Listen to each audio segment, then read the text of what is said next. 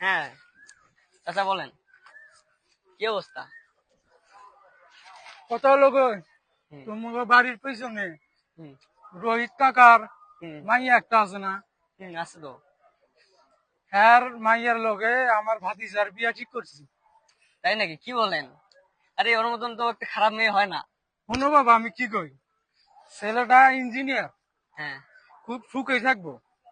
হ্যাঁ, এটা ঠিক আছে, আমি আপনার কথাটা। মেয়েটা কিরকম একটু বলো তো বাবা, শুনি। হ্যাঁ, সেটাই বলতে চাইতেছি আমি। আমার জানা মতে মেয়েটা বেশি একটা ভালো না। মেয়েটা 2 দিন আগে একটা বিবাহিত ছেলের সাথে আর কি চলে আর কি বাইর হয়ে গেছিল। হুম আমার জানা মতে ওটা ভালো হবে না মেয়ে ওটা। হুম হুম। কি কও বাবা? হ্যাঁ, হ্যাঁ, এটাই বাস্তব। আমি আমি না আরো আশেপাশে শুনে দেখেন। এটাই আসলে বাস্তব। হ্যাঁ, কথা আসলে কি? বাস্তব। হুম। আচ্ছা, দেখা যাবে পরে। আচ্ছা, আচ্ছা, ঠিক আছে।